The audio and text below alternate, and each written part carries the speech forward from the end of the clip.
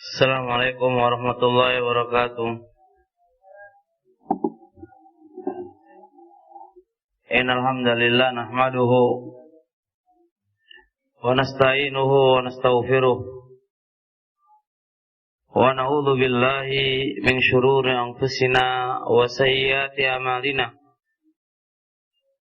May yahdihillahu fala mudilla lahu wa may yudlil fala hadiya lahu.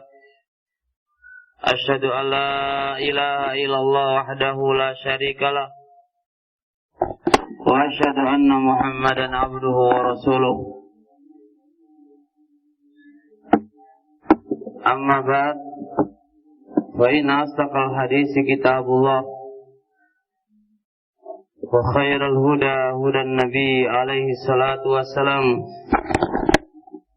wa syarrul umuri muhdatsatuha fa inna kulla muhdatsatin bid'ah fa inna kulla bid'atin dhalalah fa inna kulla dhalalatin finnar. Pujian hanya milik Allah kita panjatkan di pagi hari. Alhamdulillah kita udah menyampaikan tema tentang memandikan jenazah, kemudian cara mengkafaninya. Setelah itu Allah mudahkan kita untuk bisa mempraktekkannya. Dan sekarang kita mencoba untuk membahas pembahasan selanjutnya, yaitu tentang cara menguburkan jenazah.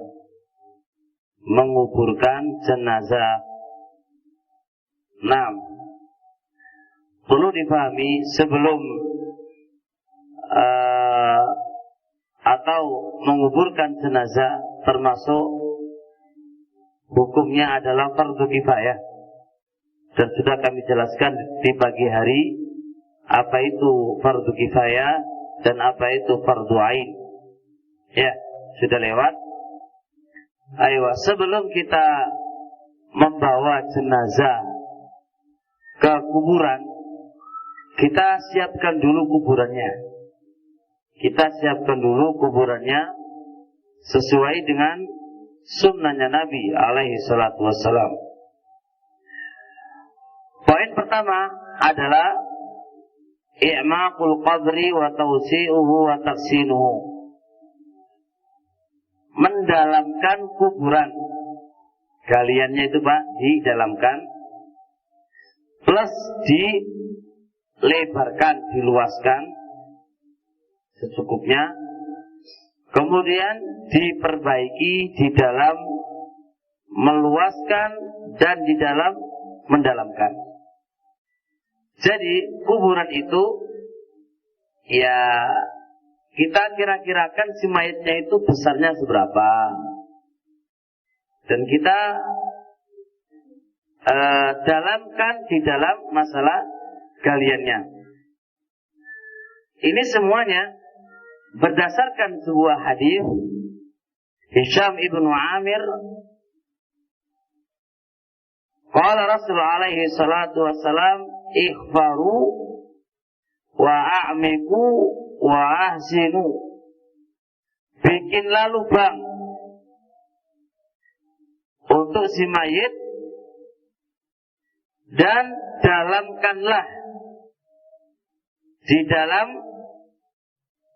menggalinya, dan perbaikilah di dalam mendalamkan kuburan tadi.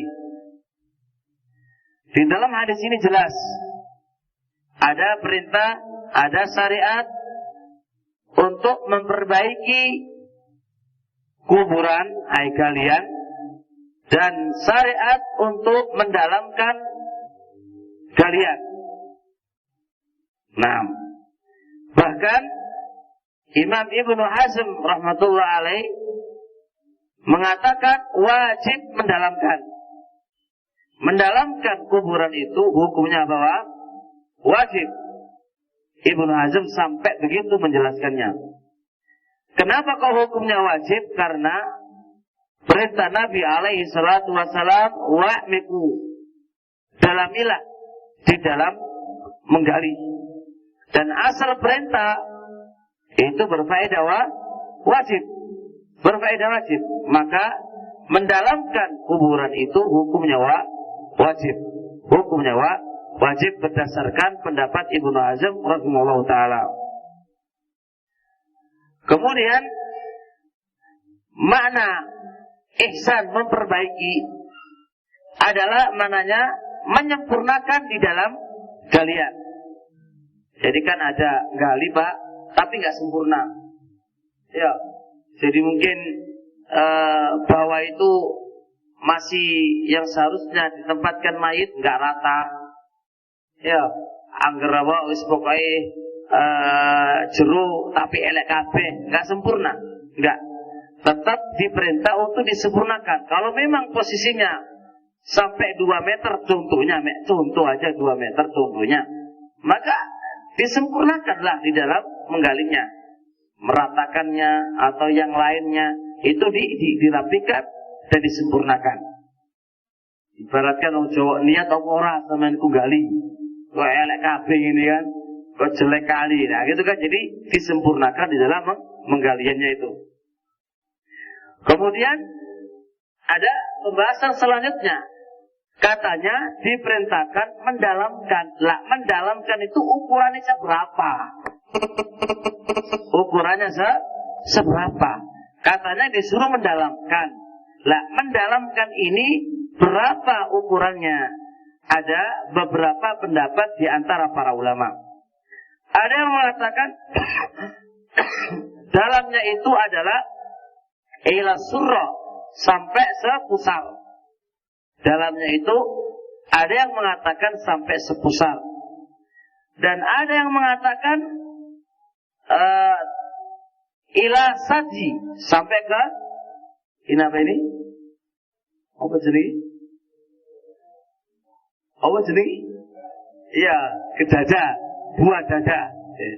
Satu buah dada ya, sampai berarti lebih apa lebih dalam lagi, sehingga sampai ke buah dadanya. Ada yang mengatakan orang-orang batasannya, yang penting baunya nggak keluar dan tidak bisa dimakan atau dioker-oker oleh binatang buas.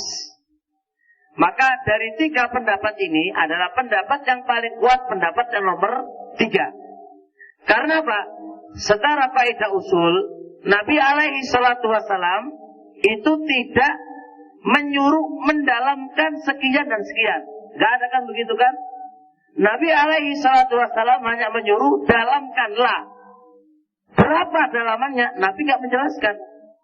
Lah, kalau kondisi semisal ini secara kaidah ilmu usulnya, maka dikembalikan kepada uruf. Uruf yang dinamakan dalam, di dalam galian kuburan itu seberapa? Jelas secara uruf manusia, sing jenenge dalam itu adalah, nah, yang penting baunya itu nggak keluar. Kedua, binatang buas itu nggak ngoker-ngoker. Ngoker-ngoker itu, bosan kan ngoker. Menggaling-galing sehingga nanti diambil apa? Si mayitnya. Lah, kalau sudah aman daripada itu sudah dikatakan dalam. Itu sudah dikatakan dalam. Jadi nggak mesti harus seukuran kada. Kalau kita tentukan ukurannya kada, itu butuh dalil. Nabi hanya menjelaskan dalamilah. Lah, dalam itu seberapa kan? Nah, makanya di sini katanya kaidah wal urfu ma'mulun bihi idza lam yu'ad wal urfu ma'mulun bihi idza warad ma lam ya'ti syar'u lam yu'ad. Uruf itu dijelaskan, dipakai ketika datang suatu syariat selama syariat itu tidak menjelaskannya. Di sini syariat datang dengan bentuk dalamkanlah. Berapa ukuran dalamnya? Syariat gak menjelaskan. Karena gak menjelaskan, dikembalikan kepada al-uruf, kebiasaan manusia. Lah gimana kebiasaan manusia? Ya tadi, kalau sudah keluar nggak bau, nggak keluar baunya dan tidak apa? Oker-oker sama binatang buas, itu sudah cukup dikatakan dalam. Nah, kemudian selanjutnya, kenapa kita ikat supaya tidak keluar baunya? Kalau andai kata sampai keluar baunya, siapa yang terganggu? Ya manusia, tetangganya. Ini bau batang lagi, bau bangkai, jelas mengganggu. Kenapa kita ikat supaya binatang buas itu nggak bisa mengokel-ngokelnya lalu memakannya? Itu semuanya dalam rangka menghormati si mayit. Coba kalau kita biarkan, gimana? Berarti gak menghormati si mayit dong. Podo wae bahasa kasare iki lho harimau panganan, ngono. Bahasanya kan podo wae. Cuma gayae supaya lebih pantas ya dikuburlah, gak usah dalam-dalam, cuma biar dimakan sama lah podo wae to. Ibaratkan ono kanggo pantes-pantesan dikubur itu. Padahal sejatinya podo wae, makanya disyaratkan hendaknya dalam supaya tidak dimakan oleh binatang buas. Kemudian selanjutnya, di dalam kuburan itu, barakallahu fikum, ada dua cara. Ada istilah lahdun dan ada istilah syakun. Ingat ini, kedua model ini sama-sama diperbolehkan oleh syariat. Sama-sama boleh dipakai oleh syariat Islam. Cuma khilaf mereka, perbedaan mereka, mana yang lebih afdol? Apakah pakai lahdun ataukah pakai syakun? Sebelum kita menjelaskan mana yang lebih afdol, apa itu lahdun dan apa itu syakun? Jelas? Apa itu lahdun? Nah, lahdun. Perhatikan Pak ya, ibaratkan ini Pak ya, ini itu dasar paling bawah galian. Ini dasar Pak ya, dasar. Ini kiblat, ini belakang. Ini kiblat, ini belakang. Yang namanya lahdun, ini dasar Pak ya, ini dasar ya. Ini bukan di atas, tapi dasar. Yang namanya lahdun, setelah ini dasar, ini rata. Ini kan dasar, ini rata. Jenengan gali lagi sedikit. Bagian yang menghadap ke arah kiblat. Gali sedikit seukuran mayit. Entar mayit itu dimasukkan ke dalam lubang yang kita lubangi dari dasar tadi. Paham ini Pak? Ini namanya lahdun. Kalau syakun, sebagaimana yang dipakai oleh masyarakat. Apa syakun? Tidak ada lubang lagi di bawah, tapi dasar itu rata. Paham kan? Dasar itu rata. Itu namanya apa? Syakun. Adapun kalau lahdun adalah dasar, kita ambil dasar, kemudian kita lubangi lagi kecil, seukuran si mayit, ke arah kiblat, menggalinya ke depan bukan ke belakang, ke depan bukan ke belakang, dengan bentuk mayit itu nanti masuk ke dalam lubang tadi. Jelas? Ini namanya lahdun, dan ini jarang dipakai di masyarakat kita. Ya merah, nggak ada istilah lahdun. Jari wong gali aras-arasen. Terus katok mungkin gali manek. Bahasa ini kan ngono, udah capek disuruh gali lagi. Nah, gitu loh Pak. Nah, tapi makanya di sini barakallahu fikum, pihak keluarga yang memang Anda ingin mendapatkan afdol dan keutamaan, pakailah lahdun. Selama tanah itu tidak cepat jugruk, ya. selama tanah itu nggak cepet jugruk. Andai kata tanahnya itu kuat, maka lahdun itulah pendapat yang paling benar. Yang paling benar dialah yang paling afdal daripada syakun. Alasannya lihat. Nah, pertama, dua cara ini, lahdun sama syakun, itu bil ijma. Ulama sepakat itu boleh. Yang menukilkan kesepakatan adalah Imam Nawawi dalam kitab Al-Majmu', raqam sekian, udah tertulis itu Pak ya. Itu mengatakan ajma'al ulama. Ulama telah sepakat, dua cara ini itu boleh dipakai. Kemudian hadis yang kedua, dalil yang kedua, bahwasanya ketika Nabi alaihi salatu wasallam itu wafat, di Madinah itu ada dua orang yang menggali. Satu, galian yang berbentuk lahdun, dan yang kedua, galian yang berbentuk syakun. Maka para sahabat mengatakan begini, coba kita ini mau mengundang yang mana? Mau mengundang yang pakai lahdun ataukah pakai syakun? Maka mereka bermusyawarah gini saja, manakah di antara salah satu di antara yang ada itu lebih dahulu, maka itulah yang cocok untuk Nabi alaihi salatu wassalam. Maka ternyata yang lebih datang dahulu adalah lahdun. Maka dipakai dalil oleh sebagian para ulama, apa-apa yang Allah pilihkan untuk Nabi berarti itu lebih afdal. Sedangkan Nabi alaihi salatu wassalam itu dikuburkan dengan pakai apalah? Lahdun. Dan itu yang dipilihkan oleh Allah untuknya. Berarti menunjukkan lahdun itu lebih bagus daripada apa? Daripada syakun. Jelas? Jelas belum? Sampai belum paham? Jelas? Baik. Kemudian alasannya nomor 3, kata Rasul alaihi salatu wassalam mengatakan al-lahdu lana wasyakku li ghairina. Lahat itu untuk kami, adapun syakun untuk selain kami. Maksudnya hendaknya kaum muslimin itu memakai lahdun. Kalau selain kaum muslimin hendaknya pakai apa? Pakai syakun. Hendaknya, bukan berarti nggak boleh.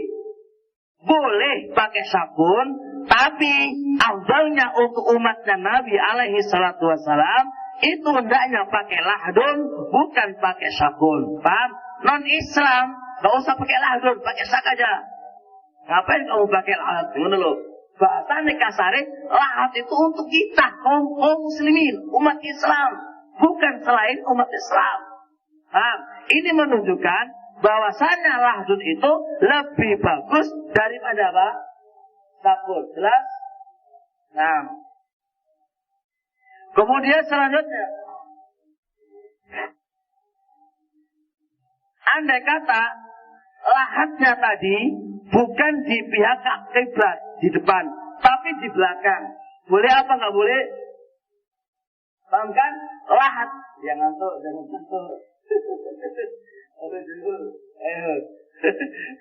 Ini kita ini suaranya keras loh. Tahu mana suara lembek-lembek? Oh ngantuk habis dengan anak. Barakallahu. Tapi santai Pak ya. Nah, bagian ini ya. Nah, yang dikatakan lahat tadi itu kemana? Ke depan kan, lobangannya kan ke depan. Bagaimana kalau lubangnya itu di belakang? Paham kan? Nah, boleh apa nggak boleh? Masalah boleh. Tapi yang namanya lahdun, afdalnya itu di bagian depan. Begitulah penjelasan Syekh Ibnu Utsaimin rahmatullah alaih. Jelas Pak? Bolehnya boleh. Tetap dikatakan lahdun karena ada galian kecil. Tapi itu kurang afdal. Sejenenge afdal itu kalau di arah kiblat bukan di belakangnya. Jelas? Jelas Pak? Baik, lanjut.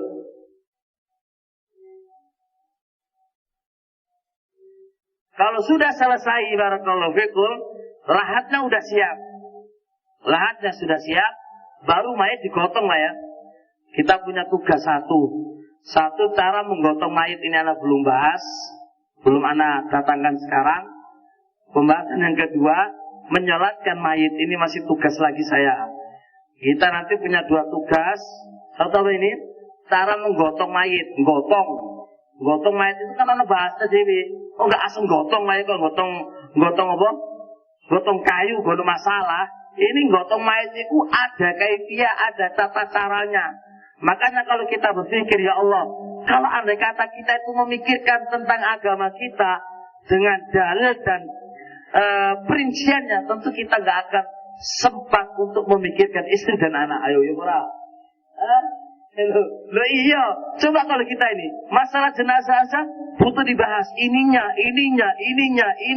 sampai masalah nikah orang membahas ini. Gimana caranya kumpul, gimana caranya, wah banyak pol. Kalau kita memikirkan ilmu sebenar-benarnya, insya Allah kita nggak akan sempat mikir anak. Karena kita terbagi-bagi, jadi ilmu nih yo, kira beda, ada esa beda, kurang dalam duitnya, wah wis, membangun dibagi-bagi. Tapi itulah kemampuan kita. Mau apa lagi kan? Mau apa lagi? Itu kan saya. Nah, sekarang kalau sudah lahat sudah siap, kemudian mayit sudah datang. Pembahasan kita sekarang apa? Gimana cara memasukkan mayit ke dalam kuburan? Paham kan saya? Baik. Berarti kan di sini cara disunahkan mayit masuk ke kuburan itu adalah lewat pojokan. Pojokan itu tempatnya kaki. Jadi kalau andai kata ini kepalanya, andai pak mengandai, ini kepalanya, ini kakinya, maka mayat itu cara masuknya jangan lewat tengah, tapi lewat kaki. Seret, agak ke sono dikit, kepalanya lewat kaki dulu, seret, sampai sini.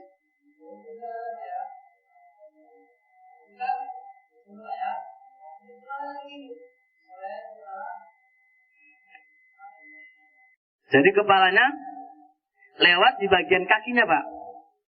Nah ini seret. Nah, jangan begini, ya, tapi lewat bagian kaki. Ini banyak dari orang-orang umum tidak mempraktekkan ini sunnah. Orang-orang umum sepenting pilih enai. Sedangkan orang yang ngaji bukan begitu caranya, ya kan? Harus pilih endi sunai. Jangan pilih enai. Pilih endi sunai. Paham ya? Nah, ini berdasarkan hadis Abi Ishaq. Qala Ausa Al-Haris telah berwasiat. Ayusalli alaihi Abdullah ibn Yazid. Haris ini berwasiat, kalau anak mati nantinya, hendaknya yang menyolati saya adalah Abdullah ibn Yazid. Setelah itu, fasalla alaihi. Abdullah ibn Yazid menyolati dia. Tsumma adkhalal qabra min qibali rijlaihil qabri. Lalu Abdullah ibn Yazid memasukkan dia lewat kaki, arah kaki. Memasukkan ke kuburan lewat arah kaki. Waqala, kata dia, ini loh sunnah, ada minas sunnah. Perbuatan yang saya lakukan tadi, itu adalah sunnah Nabi. Paham kan? Sampai segitunya beliau menjelaskan, ini loh sunnah Nabi. Ini loh sunnah Nabi. Jelas tak? Ini menunjukkan bahwasanya apa? Bahwasanya memasukkan mayit lewat kaki. Paham? Masukkannya lewat kaki. Iku minasun sunnah. Itu limna sunnah. Kemudian seterusnya,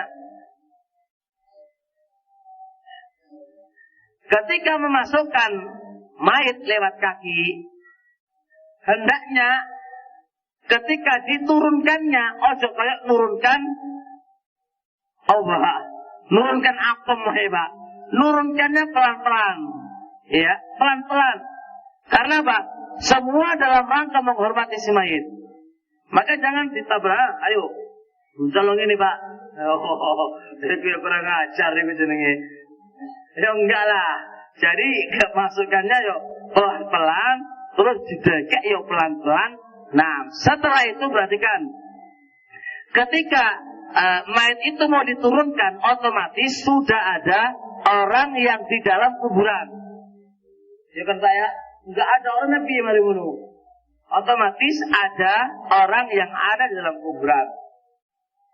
Ingat, orang yang ada di dalam kuburan itu, di galian itu, hendaknya kaum laki-laki, bukan kaum perempuan. Walaupun si mayitnya perempuan, tapi yang nulungi itu hendaknya dari kaum laki-laki, bukan dari kaum wanita. Berdasarkan hadis Anas radhiyallahu ta'ala anhu, syahidna Rasulullah ibnata Rasulillah, katanya Anas, aku menyaksikan penguburan putri Nabi alaihi salatu wasalam. Ketika itu Rasulullah sallallahu alaihi wasallam jalisun. Ketika itu Rasulullah sallallahu alaihi wasallam duduk. Ketika duduk, faraitu ainani tadfa'ani. Aku melihat kedua mata Nabi alaihi salatu wasalam bercucuran dengan air mata. Itu Nabi. Perhatikan, ketika putrinya Nabi alaihi salatu wasalam dikuburkan, Nabi alaihi salatu wasalam duduk di sisi kuburannya. Kemudian Anas melihatnya, Nabi itu dalam posisi keluar kedua air matanya, keluar air dari kedua matanya, sambil Nabi mengatakan, hal minkum min rajulin lam yuqariful lailata ahlahu. Wahai para sahabat, manakah di antara kalian yang semalam tidak kumpul sama istrinya? Manakah di antara kalian yang semalam tidak kumpul sama istrinya? Faqala Abu Talha, ana ya Rasulullah, ana semalam gak kumpul ya Rasulullah. Maka apa kata Rasul? Maka Abu Talha lah yang turun, dan dialah yang menolongi ya, atau yang nurungi ya, putri Nabi alaihi salatu wasalam. Hadis ini kita bisa ambil beberapa fawaid. Satu, putrinya Nabi dengan Abu Talha gak mahram kan? Kedua, yang nulungi istri putrinya Nabi adalah laki-laki, bukan perempuan. Jelas? Ini menunjukkan bahwasanya di dalam masalah yang nulungi si mayit itu bukan perempuan tapi laki-laki. Jelas? Kalau andai kata perempuan, Nabi bisa, wahai sahabat, wahai sahabiat, aku harus ikut. Entar yang nulungi ini siapa kalau nggak kalian? Ya kan? Tapi Nabi alaihi salatu wasallam tidak memerintahkan yang demikian itu. Justru laki-laki. Yang kedua, mohon diperhatikan. Syarat di dalam menulungi si mayit itu, hendaknya malamnya nggak jima. Ya, malamnya nggak jima. Kalau malamnya jima nggak oleh. Malamnya jima nggak oleh. 2 malam yang lalu ya terserah pada malam yang lalu. Yang diikat adalah malam. Duduk sak burungi malam. Kalau 10 hari, setubuh ke opo-opo gak ada masalah. Yang dibahas adalah malamnya. Betul Mbak? Jangan salah ya. Malamnya. Nah, kemudian setelah itu, Imam Nawawi rahimahullah ta'ala juga menjelaskan sebagaimana yang Anda katakan tadi. Setelah itu Syekh Al-Albani rahmatullah alaihi mengatakan bahwasanya kenapa kok laki-laki Dua alasan. Laki-laki lebih kuat daripada perempuan. Yang kedua, kalau andai kata yang nulungi itu perempuan, gimana? Mau naikkan dari kuburan ke iso. Otomatis kan apa? Ya susah semuanya, terbuka auratnya. Nanti pas yang perempuan tadi nggak pakai jilbab kok ayu. Lah, iki pemandangan seharusnya nangis, malah apa jatuh cinta. Susah semuanya. Justru harusnya bertobat kepada Allah, malah apa? Malah maksiat, lorak diri sama yang cantik tadi. Ya kan? Atau yang bagian bawah itu perempuan pakai cadar. Diwasiwai. Elek opo ora iki. Kapan terbuka iki wajah iku ora didelok. Iki lho ngubur seharusnya bertobat kepada Allah atas semua dosa yang kita lakukan, justru malah ngewi lucu. Makanya yang ma'hud yang ada di zamannya Nabi alaihissalatu wassalam dan para sahabat dan yang lainnya sampai sekarang itu, yang menulungi si mayit itu bukan perempuan tapi laki-laki. Jelas penjelasannya? Nah,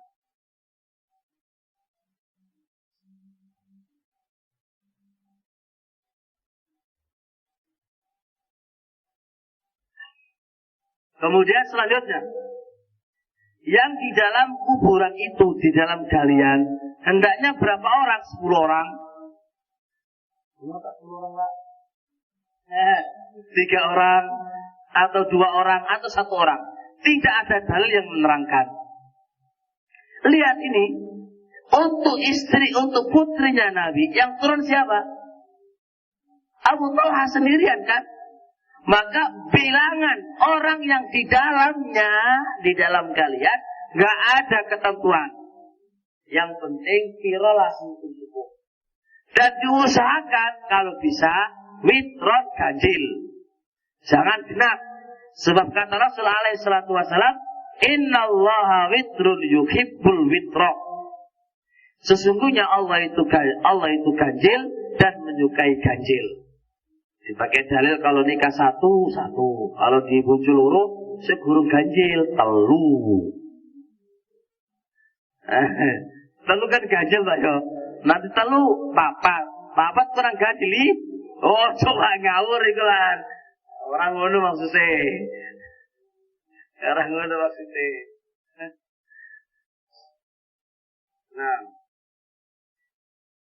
Jadi ima 1, ima 3, ima 5 di dalam menulungi apa? Si mayit tadi. Perhatikan selanjutnya.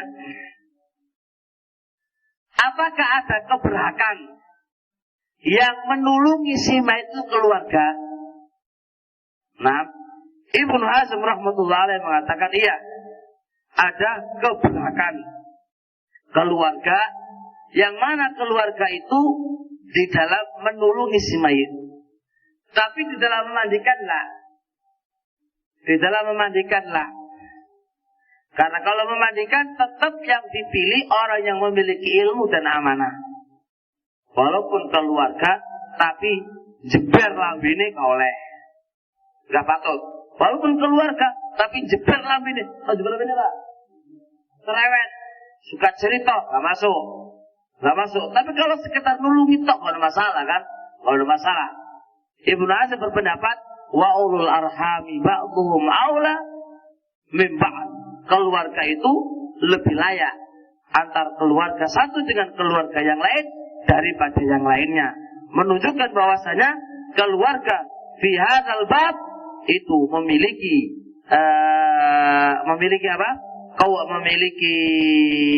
apa? Keberhakan ya di dalam menulungi si mayit. Kemudian setelah itu, bagi yang menulungi si mayit ketika meletakkan mayit di tanah. Ingat Pak, disunahkan membaca apa? Bismillah wa ala millati Rasulillah. Jadi ketika mayit itu kan turun ke Mbak dari tret, dipegang sama siapa? yang bagian nulungi tadi. Setelah itu maka apa? Apa yang dilakukan? Ditempelkan ke tanah, diturunkan di tanah dan diletakkan di tanah. Ketika diletakkan di tanah dan nempel di tanah, bagi yang meletakkannya hendaknya membaca apa? Bismillah wa ala millati Rasulillah. Ada banyak riwayat tak? Ada Bismillah wa ala sunnati Rasulillah, Bismillah wa ala millati Rasulillah, Bismillah wa fisabilillah wa ala millati Rasulillah. Itu jenengan pakai apa-apa. Terkadang ini, terkadang ini, terkadang ini, terkadang ini. Ya, jelas saya. Dari sini kalau nggak usah pandai bisa tau, kebayang kan? Kebayang loh Pak yo. Kalau tanpa praktek kebayang kan? Terbayang nggak Pak yang pakai kopiah hitam? Kebayang kan? Ayo,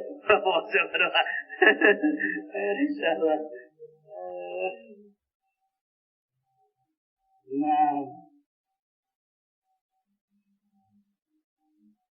kemudian selanjutnya, terima kasih Pak.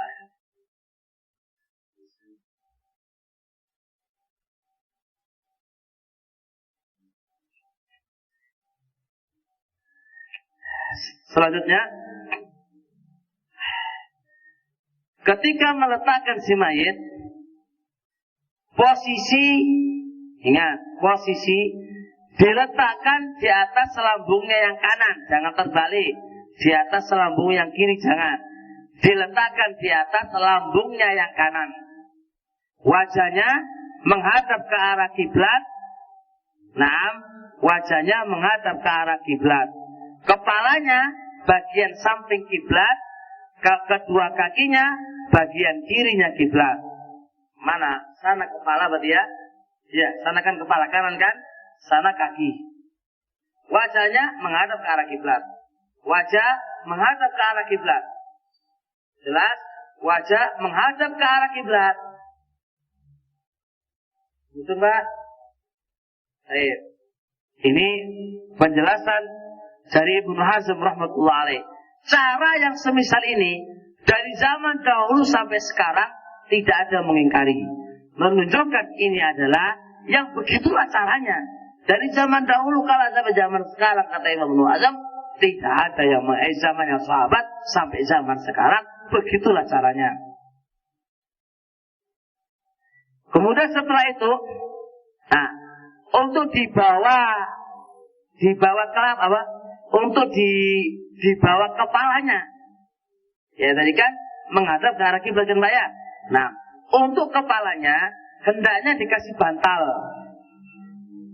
Bantal teko orang teko kamu bukan. Bantalnya imma dari labina. Labina itu adalah bata yang dari tanah. Bata dari tanah Pak. Jadi jenengan harus bikin apa? Bantalan. Dari wong kampung jeneng dhewe bantalan. Bantalan untuk dibawa kepalanya. Kalau nggak ada bantalnya, kalau nggak ada lempung yang dibikin bantal, dia pakai batu atau yang semisalnya. Yang penting bagian kepala ini ada apa? Ada bantalnya. Ada bantalnya. Begitulah penjelasan Imam Ibnu Qudamah rahmatullah alaih. Dikiaskan sebagaimana orang hidup ketika tidur. Sebagaimana orang tidur ketika hidup itu dimuliakan dengan bantal ketika tidur, begitu pula orang yang mati ketika dia mati, yuk pakai bantal. Cuma beda bantal ya Pak yo. Beda bantal. Kalau orang mati dikai bantal apa? Regane 200.000 ya terlalu kelarangan. Jadi gak usah tuku lah. Kalau waktu-waktu orang ada masalah ya, orang ada masalah sesuai dengan kondisinya ya, sesuai dengan keadaannya dia. Nah, pernyataan tentang meletakkan sesuatu bantal di kepalanya ada dua pendapat. Ada yang mengatakan sunnah dan itu ulama Syafi'iyah. Ulama Syafi'iyah sunnah. Adapun sebagian ulama Hanabilah dan ia dikuatkan oleh Syekh Ibnu Utsaimin orang sunnah. Kenapa? Kata sunnah itu menunjukkan dalil. Maka Syekh Ibnu Utsaimin nggak setuju kalau membuat bantal si mayit itu dikatakan sunnah, itu nggak setuju beliau. Kenapa nggak setuju? Karena membutuhkan dalil dari Nabi alaihissalam. Tapi ulama Syafi'iyah menyunahkan dengan dikiaskannya orang yang sehat, orang yang hidup, dikiaskan dengan orang yang hidup. Jelas lah? Jelas. Nah, selanjutnya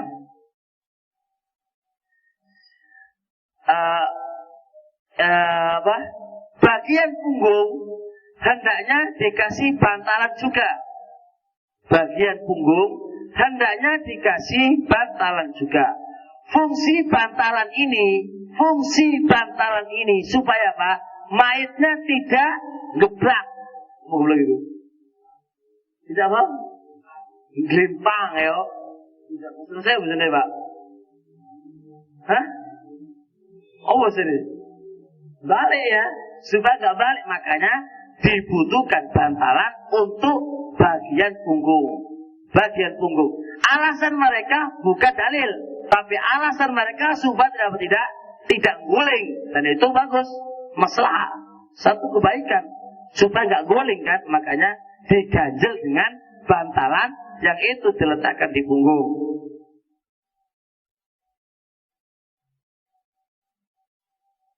Jelas ini Pak? Sudah jelas. Jadi yang kita bahas, apakah butuh bantalan untuk mana? Untuk kepala, ya kan? Maka dua pendapat, ya. Ada yang ngomong sunnah, ada yang ngomong enggak sunnah, ya wis, enggak usah dibantali. Ada yang bilang berkaitan dengan bantalan yang diletakkan di punggung, ya. Ada yang mengatakan dan ada yang mengatakan itu baik. Kenapa dikatakan baik? Supaya tidak gelimpang, ya. Supaya tidak gelimpang. Terusnya masalah, apakah wajahnya mayit itu dibuka supaya pipinya itu nempel di tanah, tambah ya, dibuka dikit ini supaya jangan semuanya, pipi yang bagian bawah saja dibuka biar nempel ke tanah, paham ini kan? Ini terjadi nggak di kampung-kampung ini? Enggak kayaknya, iya Pak ya, dibuka Pak ya, benar. Dibuka anunya lah, talinya. Enggak.